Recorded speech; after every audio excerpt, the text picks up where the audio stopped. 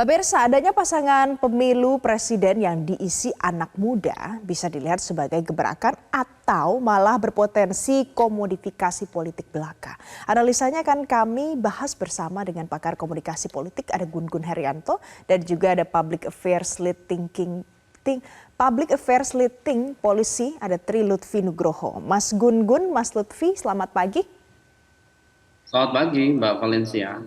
Baik. Selamat pagi, Mbak Valencia. Pagi. Saya akan ke Mas Gun Gun terlebih dahulu. Mas Gun Gun, di survei indikator politik, Anies dan Gibran, keduanya ini unggul di mata penonton. Kalau kita lihat dari usia, Anies paling muda di antara capres lainnya. Gibran juga demikian, paling muda di antara para cawapres lainnya. Nah, keduanya juga bermainnya menyerang di saat debat. Formula muda plus garang. Apakah ini yang disukai anak-anak muda? Apakah sesuai dengan selera anak muda?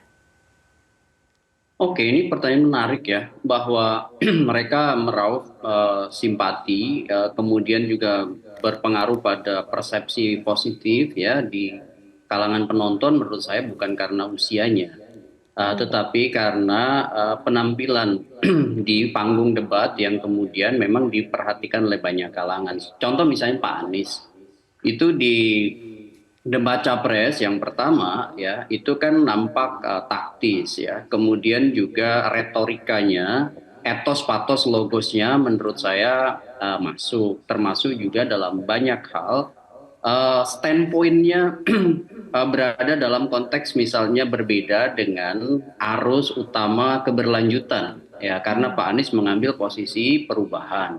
Nah, di situ kemudian dalam konteks debat, dialektika itu harus dibangun, salah satunya juga dengan proses keberbedaan standpoint itu menjadi penting gitu ya.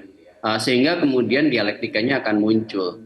Contoh misalnya serangan-serangan Pak Anies di debat pertama kepada Pak Prabowo, sebut aja misalnya menggunakan pola yang kadang-kadang misalnya asertif ya dalam beberapa segmen. Kebetulan saya kan juga panelis di debat pertama ya, masuk ke wilayah-wilayah yang sebetulnya memang menjadi tema utama dari debat perdana.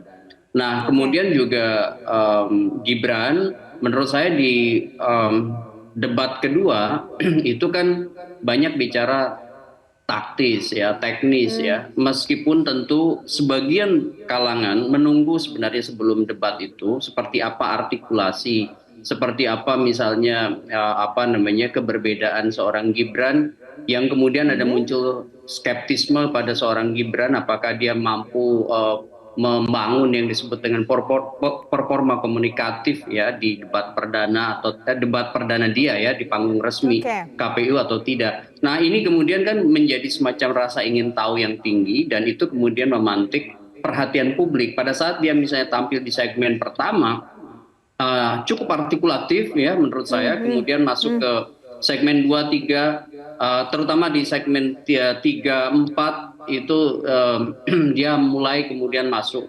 attacking statement ke beberapa pihak ya. Kalau kita lihat misalnya gaya Gibran di debat kedua itu juga lumayan taktis ya, teknis begitu ya. Kemudian dia coba menyuguhkan juga beberapa hal yang menurut saya kemudian memantik perhatian publik pada bahwa memang debat itu butuh dialektika. Maka wajar Pak Anies bisa di debat perdana mendapatkan apresiasi begitu ya.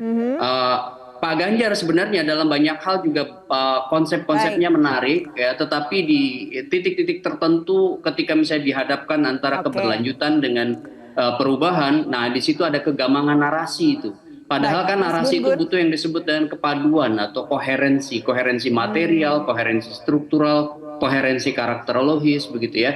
Yang itu kemudian sangat penting dalam konteks retorika di panggung Mas debat. Gun Gun, jadi semuanya itu punya kelebihannya masing-masing. Tapi kalau kita lihat Anies dan juga Gibran ini kan dua yang muda, yang mungkin bisa jadi alasan mengapa anak muda mau memilih gitu ya.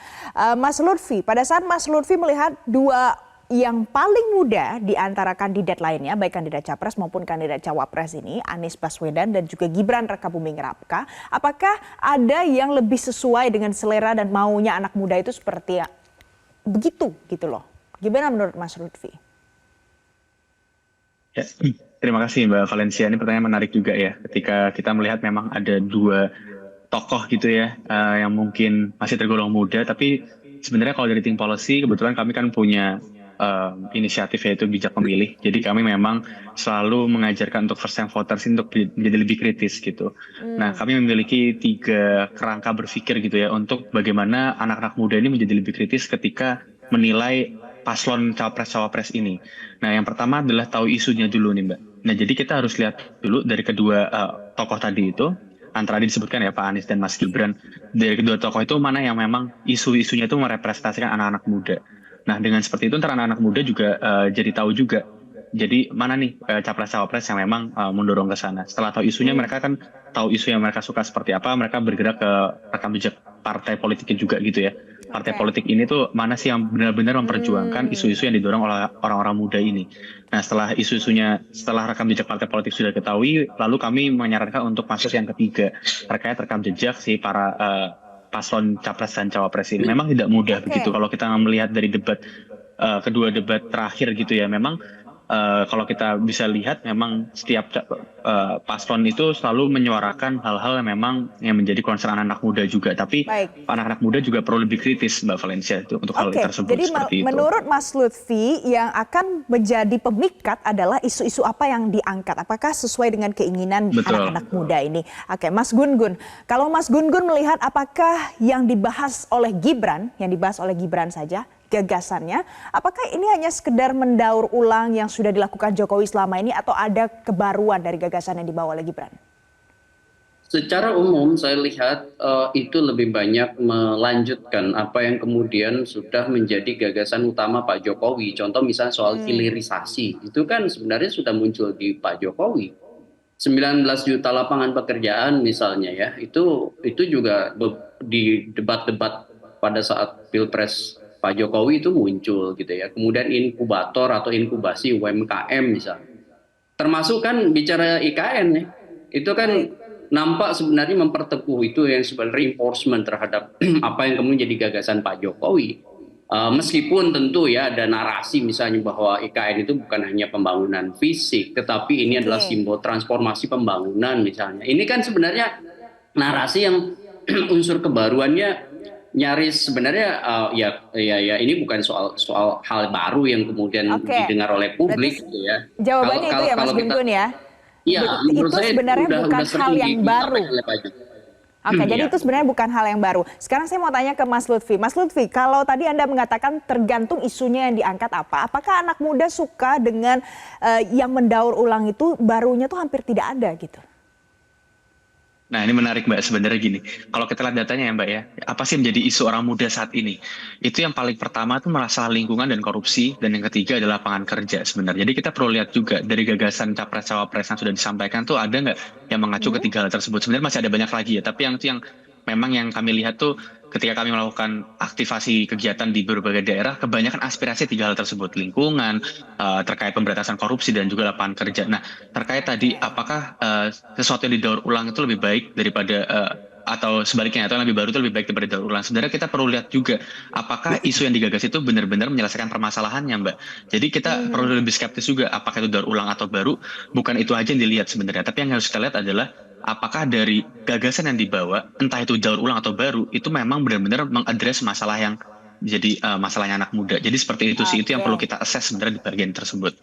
Mungkin gitu, jadi Mbak. tidak hanya masalah daur ulang atau ini baru atau ini isu sudah lama, tapi harus dilihat ya ada bisa menyelesaikan masalah yang ada sekarang atau tidak. Tapi Mas Gun-Gun, Mas Lutfi jangan kemana-mana pemirsa. Jelajahi cara baru mendapatkan informasi. Download Metro TV Extend sekarang.